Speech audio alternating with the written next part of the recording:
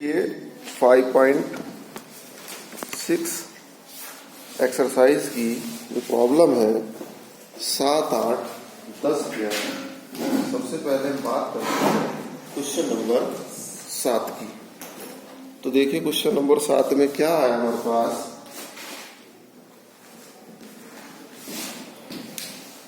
साथ में है x इक्वल टू, बहुत ही इंपॉर्टेंट क्वेश्चन है साथ का, x equal to sine cube t पूरे के अपॉन में आता है रूट कोस 2t और y is equal to cos cube t और पूरे के अपॉन में आता है कोस 2t। यही है ना। देखो बच्चों, क्वेश्चन को करने के लिए आपके पास अवकलन आना तो जरूरी है ही। मेन चीज आपको ट्रिग्नोमेट्री का भी पता होना जरूरी है, क्योंकि ट्रिग्नोमेट्री का बहुत ज्यादा यूज है।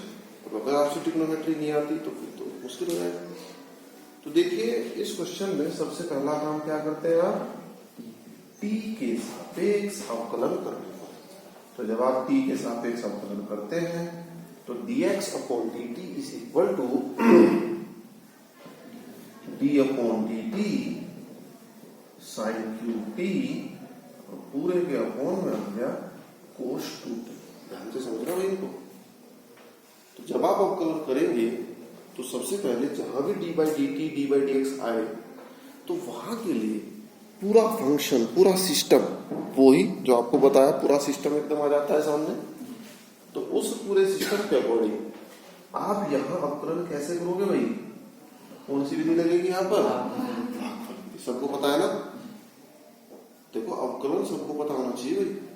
तो भागफल विधि के अकॉर्डिंग जो हर है, हर का होल स्क्वायर, तो होल स्क्वायर का मतलब कोस 2t एज इट इज, अंश का अवकलन। तो साइन क्यूब टी का आप करेंगे अवकलन। थोड़ा सा शॉर्टकट भी चलेंगे। तो साइन क्यूब टी का अवकलन कितना आएगा, 3 साइन टी का होल स्क्वायर। सबकी समझ आ रहा। फिर हम लिखेंगे D by d t of sine t minus, अब क्या है देखो भाई, आपने हर का होल स्क्वायर, हर जुका तो रखना है ना, root of cos 2t as it is, अंश का अवकलन 3 साइन टी का whole square d by d t of sine t minus, अब आपने क्या रखा भाई, साइन क्यूब टी जुका तो और हर का अवकलन। तो हर का अवकलन का मतलब क्या है आपका, d by d t of root cos 2t, cos 2t को x माना, रूट x का कितना होता है 1/2 रूट x का मतलब कोस 2t into D by d t of cos 2t। मैं उम्मीद कर रहा हूँ कि यहाँ तक की बात सबकी समझ आ रही होगी। देखो भाई सब लोग लिखते रहना अच्छे से। अब हम यहाँ लिखते हैं dx upon dt is equal to देखो भाई जो हमारा हर में लिखा है कोस 2t वो तो अलग चीज होगी। ऊपर का जो कार्यक्रम है, ऊपर के कार्यक्रम को फिर से एक बार आप लिखें तो ऊपर जो बचा है हमारे पास, क्या बचा है भाई, रूट कोस 2t। ठीक है, ध्यान से। फिर आया आपके पास 3 sine square t, 3 sine square t, sine t का आपने अवकलन किया। साइन t का अवकलन क्या होता है भाई, कोस t माइनस अपने पे से लगाया। और यहां कितना आ गया आपके पास, ये आया आपके पास साइन क्यूब t और इसको अपॉन में लिख दूंगा यहाँ, ये अपॉन में ऐसे करके लिख दिया 2 रूट कोस 2t। सही है भाई। फिर कोस 2t का क्या, कोस 2t का कितना है भाई, माइनस साइन 2t और इंटू में कितना आ गया आपके पास 2t। अगली लाइन में आप देख रहे माइनस माइनस क्या हो जाएगा प्लस, और 2 से 2 क्या हो गया आपका कैंसिल। ठीक है, समझ में आ रहा है सबको कैलकुलेशन। अब मैंने ऊपर वाले पार्ट में क्या किया भाई, थोड़ा आप कॉपी में नोट करते रहना, काफी कुछ मुझे बोर्ड पे सबमिट होना पड़ेगा।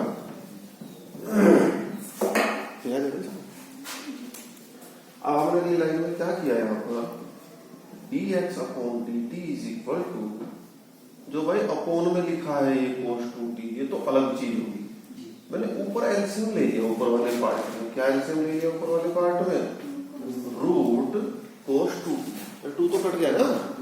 तो ऊपर वाले पार्ट में मैंने एलसीएम क्या ले लिया, रूट कोस 2t। तो भाई कोस 2t की तरह गुना होगी, तो जब cos 2t की यहाँ गुना होगी तो कितना आ गया आपके पास cos 2t इंटू में कितना आया होगा आपके पास 3 sin स्क्वायर t, फिर कितना आया cos t, और माइनस माइनस क्या हो गया आपका प्लस। तो जब भी माइनस माइनस प्लस हो गया तो यहाँ कितना आ गया आपके पास sin qt, और इंटू में कितना आ गया आपके पास sin 2। समझ में आ गई यहाँ तक की बात? कोई चीज छूटी तो नहीं भाई? हेलो, सब कुछ क्लियर है ना? अब अगली लाइन में जब आप चलोगे तो भाई इसकी गुणा तो यही हो जाएगी। तो देखो cos 2t की पावर 1 तो ये है और आधी ये है, तो गुणा भाग आती है ना सबको। तो जब इन दोनों के आपस में गुणा होगी तो कितना आ जाएगा cos 2t की पावर 3/2। ठीक है, अब ऊपर कितना आ गया आपके पास? चाहो तो कुछ कॉमन ले लो भाई। कॉमन कितना आ रहा ऊपर? मुझे लगता है तो sin स्क्वायर t ही बाहर आ जाएगा। नहीं आ रहा भाई sin स्क्वायर t बाहर? तो आंसर कितना बच गया आपके पास? बोलो जल्दी जल्दी।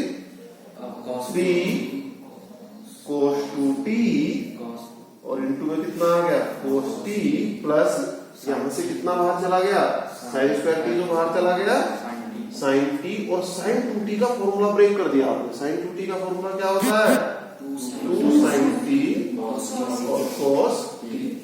एक लाइन और आगे बढ़ाओ, इसमें भी कैलकुलेशन अभी चल ही रही है। तो कैलकुलेशन के अकॉर्डिंग यहाँ पर आपके पास cos 2t पूरे की पावर 3/2। भाई और भी कुछ कॉमन आ रहा है क्या? यहाँ देखो cos t, यहाँ देखो cos t, तो cos t तो फिर से कॉमन आ रहा। तो कितना आ गया आपके पास यहाँ से sin square t into cos t। अंदर कितना रह गया अब? बोलो भाई जल्दी जल्दी। 3 cos 2t और प्लस भाई cos t तो बाहर चला गया था, और ये आ गया आपके पास 2 sin स्क्वायर t। बेटा अगर ट्रिग्नोमेट्री के फॉर्मूले क्लियर नहीं है तो मैं तुम्हें रोज बता रहा हूँ, तुम 12th क्लास में हो, ट्रिग्नोमेट्री फॉर्मूले कभी भी सुन सकता हूँ मैं। अब आप अपनी लाइन में फिर से चले यहाँ पर। तो जब आप अपनी लाइन में चलेंगे यहाँ दिखाई दे रही है, यहाँ आया आपके पास cos 2t पूरे की पावर 3/2। कॉमन कितना है आपका ऊपर से? भाई sin square t cos t तो कॉमन है ही। अंदर आप देखो cos 2t का ऐसा फॉर्मूला ब्रेक करो जिसमें sin स्क्वायर t आए। हाँ बोलो। 1 माइनस sin स्क्वायर t नहीं होता? अरे भाई cos 2t का फॉर्मूला नहीं होता। cos 2t बराबर 1 माइनस 2 sin स्क्वायर t होता नहीं है फॉर्मूला भाई? होता नहीं है फॉर्मूला? तो हमने यहाँ 1 माइनस 2 sin स्क्वायर t लिखा, बाहर से 3 की गुणा करी, 3 माइनस 6 sin स्क्वायर t, और प्लस आया आपके पास 2 sin स्क्वायर t। कितना रह गया भाई बताओ जल्दी से? sin स्क्वायर t भाई sin स्क्वायर t 6 तो ये है माइनस के, और प्लस के 2 है, तो ये आया आपके पास sin स्क्वायर t, और अंदर आ गया आपके पास 3 माइनस, बोलो भाई 3 माइनस 4 sin स्क्वायर t। ये आ गया हमारे पास। कितना है भाई बताओ? ये आ गया आपके पास sin square t cos t और 3 माइनस, भाई माइनस के 6 और प्लस के 2 माइनस के 4 sin स्क्वायर। क्लियर है यहाँ तक की बात? और पूरे के 4 में कितना है आपके पास cos 2t पूरे की पावर 3/2। थोड़ा और कैलकुलेट करते हैं इसको, आज पूरी ट्रिग्नोमेट्री कर रहा हूं आपके बाद। मैंने क्या किया, बाहर से एक sin t के अंदर गुणा कर दी, बाहर से एक sin t के अंदर गुणा कर दी। ध्यान दो मेरी बात पे। जब एक sin t के अंदर गुणा की तो बाहर कितना बच गया भाई दीपक? sin t cos t। बाहर से एक sin t की गुणा हुई, तो जब बाहर से एक sin t की गुणा हुई कितना आया 3 sin t minus 4 sin qt पूरे के अपॉन में जो है उसको रिपीट कर दिया। तो ये ऊपर क्या क्या बच गया आपके पास sin t cos t। It is the formula of sin 3t। और नीचे कितना आ गया आपके पास cos 2t पूरे की पावर 3/2। इस पर डाल दिया आपने इक्वेशन नंबर। तो ये काय की वैल्यू थी भाई हमारे पास dx/dt। अब भाई dy बाई dt आप लोग सिमिलरली हल करेंगे अपने आप, ओके। dy बाई dt आप सिमिलरली घर से हल करेंगे अपने आप। जहां तक मेरे याद है साइन टी कोस टी तो सेम ही आएगा उसमें भी, और साइन 3t की जगह कितना आ जाएगा कोस 3t, और अपॉन में कोस 2t पूरे की पावर 3/2, ठीक है। इससे समीकरण 2 ला देंगे, फिर आप लिखेंगे समीकरण 2 अपॉन समीकरण 1। जब समीकरण 2 अपॉन 1 लिखेंगे तो सारा हट जाएगा भाई। तो 2 का मतलब क्या है कोस 2t अपॉन साइन 3t, तो यानी मुझे जो लगता है वो आना चाहिए कोस 3t, ओके। बाकी आप लोग सेकंड पार्ट को खुद सॉल्व करें, ठीक है। काफी कुछ ट्रिग्नोमेट्री है लेकिन भाई क्या करें, करना ही पड़ेगा भाई।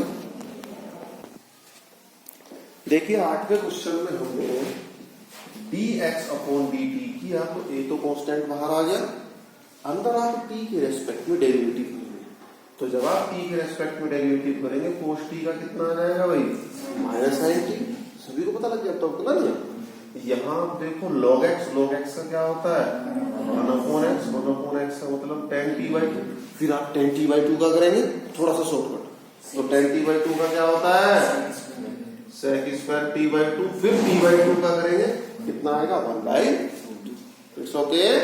थोड़ी सी कैलकुलेशन करते हैं, तो भाई dx अपॉन dt बराबर a, प्लस वाला पार्ट पहले लिख दे, माइनस वाला बाद में लिख दे। तो प्लस वाला पार्ट अगर पहले लिखते हैं तो 1 upon tan t/2, tan t/2 क्या होता है sin t/2 upon cos t/2, पलट गया, into sec square t/2, sec square कितना हो जाएगा 1 अपॉन cos स्क्वायर t/2, और शुरू में क्या लिख दिया हमने 1 अपॉन। बेटा कैलकुलेशन मिस्टेक ना हो किसी की भी, अगर कैलकुलेशन मिस्टेक है तुम कभी नहीं सीख पाओगे, अलग बार भी में हो तुम। माइनस साइन टी, तो कोस टी से एक कोस कैंसिल हो गया, नीचे का आएगा फॉर्मूला बन गया शेषांत देवराड़ी, खड़े हो जाओ 1 अपॉन 2 साइन t/2 कोस t/2, आएगा फॉर्मूला बन गया साइन टी, और माइनस में कितना है आपका साइन टी, और पूरे के फॉर्म में कितना है 2। तो नीचे से एलसीएम कितना ले लिया भाई हमने, बोलो भाई, ये तो पूरे के बाहर है ही, और नीचे एलसीएम कितना ले लिया हमने 2 साइन टी, जिसके ऊपर कुछ नहीं होता है, क्या लगा दिया हमने 1, ओके।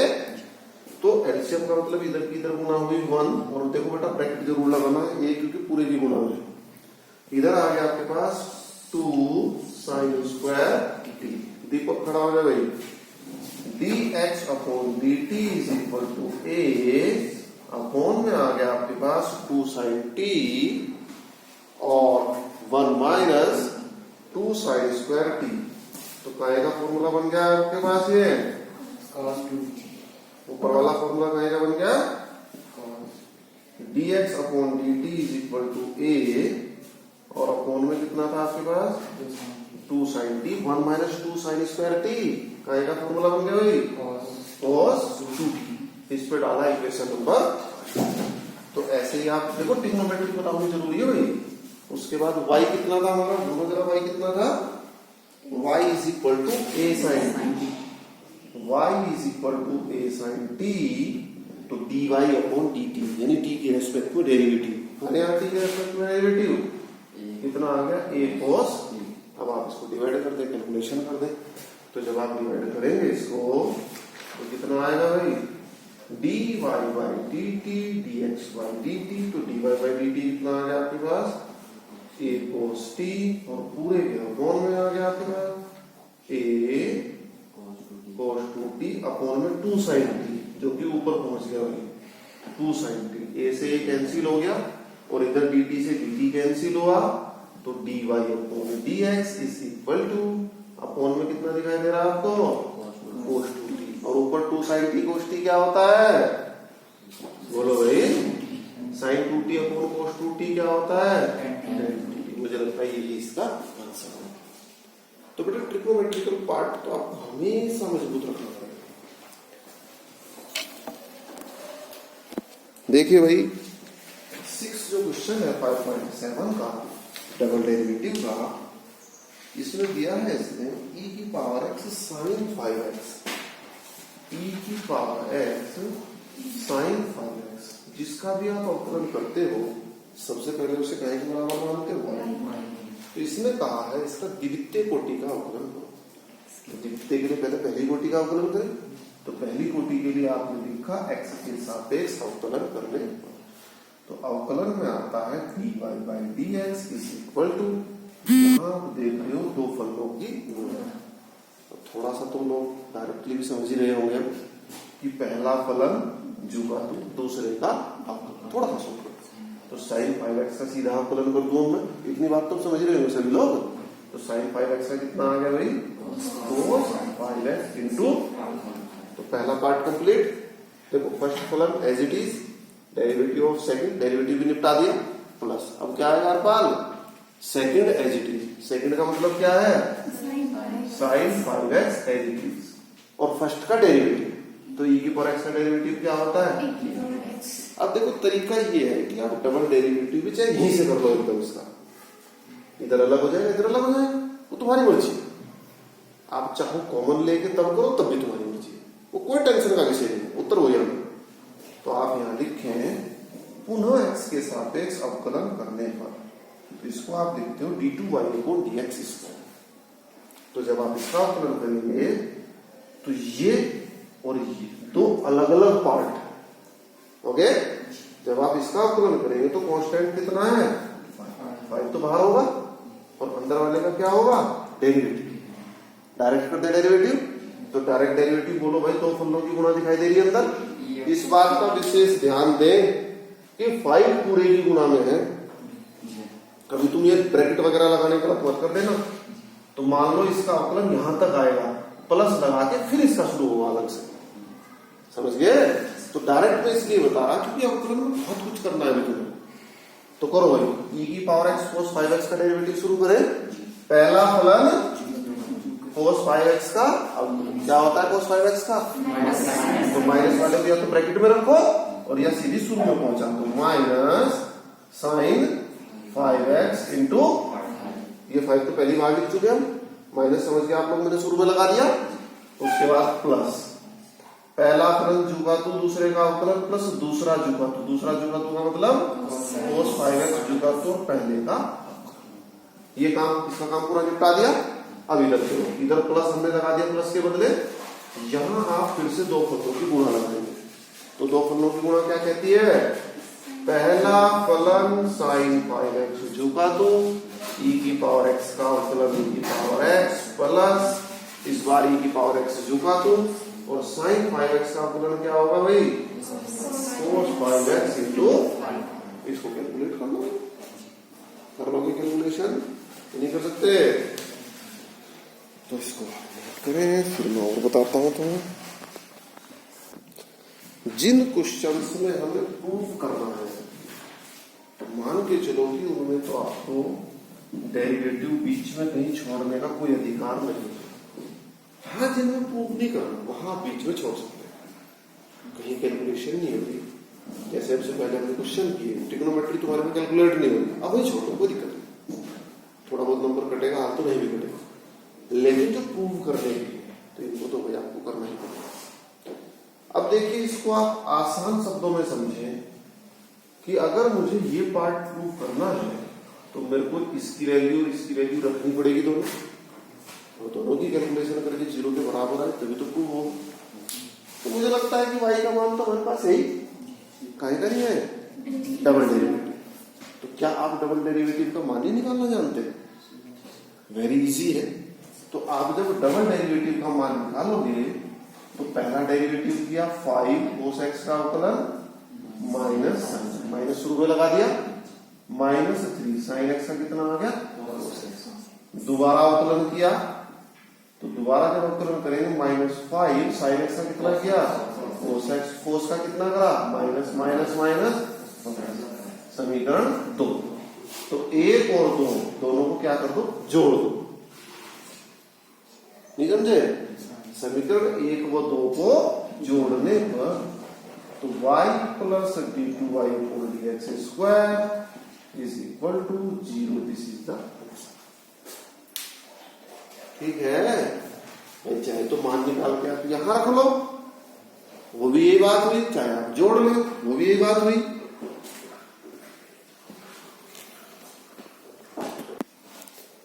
इस क्वेश्चन को प्रूव करने के लिए आपके पास y का मान तो है ही, y का मान तो आप यहां रख देंगे। आपके पास dy अपॉन dx की जरूरत है, दूसरी डबल डेरिवेटिव की जरूरत है। तो पहले तो ये सारे मान हमें कलेक्ट करने पड़ेंगे, तभी तो आप यहां रखोगे, तभी तो कुछ कर पाओगे। तो ये सारे मान कलेक्ट करने के लिए आपने इक्वेशन फर्स्ट और यहां इसका अवकलन किया। तो dy upon dx is equal to, जब आप अवकलन करते हैं तो a कांस्टेंट बाहर, e की पावर mx का अवकलन प्रकाश E की पावर e की पावर mx और इनटू में क्या आएगा mx भी तो होगा। फिर अब तो इस बात को आप लोग इजीली समझने लगे होंगे, या अभी भी किसी को कुछ दिक्कत है बता दो अभी। प्लस बोलो भाई अवकलन b e की पावर mx इंटू एक डेरिवेटिव आ गया, लेकिन हमें क्या चाहिए एक और डेरिवेटिव। तो पुनः x के सापेक्ष अवकलन करने पर, जब आप पुनः अवकलन करेंगे तो कितना आएगा, करो भाई। a और m दोनों क्या है, कांस्टेंट नहीं है, दोनों कांस्टेंट। तो कांस्टेंट को कहां रखते हैं, स्टार्टिंग में। और e की पावर mx का फिर से अवकलन करा, कितना आया e की power mx into very good. यहां b और n कांस्टेंट है, शुरू में रख दिया, इसका अवकलन करें e की पावर mx का कितना आया e की पावर x इंटू n। समीकरण नंबर समझ में आ रही सबको बात। अब सारे मान उठा के कहां रख दो, समीकरण a में, जो हमें प्रूव करना है। तो हमने यहां लिख दिया, सारे मान उठाओ और समीकरण a में रखने। जब ये सारे मान हम समीकरण a में रखेंगे तो बोलो भाई कितना आएगा। सबसे क्या है, d2y अपॉन dx स्क्वायर रखो, ये रहा d2y अपॉन dx स्क्वायर। तो a m स्क्वायर e की power mx plus b n square e की पावर mx। यानी ये मान हमने रख दिया, इतना तक का काम निपटा दिया हमने। फिर कितना आया, माइनस m प्लस n, और अब आप किसका मान रखने जा रहे हैं, dy अपॉन dx। ब्रैकेट क्यों लगाया मैंने, ब्रैकेट क्यों लगाया, क्योंकि इसके बाहर m प्लस n है, वो भी माइनस का। ब्रैकेट ना लगाता तो फिर किसी एक में ना गुणा हो जाती। तो रखो भाई dy अपॉन dx का मान, बोलो कितना है, a m e की power mx plus b n e की पावर nx। क्लियर होगी बात। तो भाई ये मान भी हमने रख दिया, यहां तक का कंप्लीट कर दिया क्वेश्चन। फिर कितना है आपके पास, प्लस mn और y के लिए फिर से हमने क्या लगाया, ब्रैकेट। सब बच्चे समझ रहे होंगे ब्रैकेट क्यों लगा रहे हैं। तो y का जब मान रखा, a e की power mx plus b e की पावर nx बराबर 0। भाई में बराबर 0 ही तो प्रूव करना है। तो अब हमने इस काम को किया। तो जब इस काम को हमने किया तो कितना है भाई, यहां से इसको एडिटिव उतारना शुरू करो। a m स्क्वायर e की power mx b n square e की पावर nx। भाई देखो माइनस का m है, माइनस जब अंदर करूंगा मैं तो माइनस का m है, तो माइनस के m की दोनों में गुणा होगी, फिर माइनस m। तो पहले माइनस m की कर दे, दोनों में गुणा, सबकी समझ आ रही। तो जब माइनस m की गुणा करें तो कितना है, minus a m square e की power mx minus b m n e की पावर nx। ठीक है। अब मैंने माइनस के n की करी तो minus a m n e की power mx minus b n square e की power nx plus m n के अंदर गुणा करी, कितना आ गया बेटा, a m n e की पावर mx और b m n e की पावर nx बराबर 0। सारे कट गए, चाहे आप देख लो सारे कट गए आपस में। तो जब सारे कट गए तो 0 बराबर 0। तो यही बात हमें सिद्ध करनी थी। तो आज के लिए इतना ही काम हम करेंगे।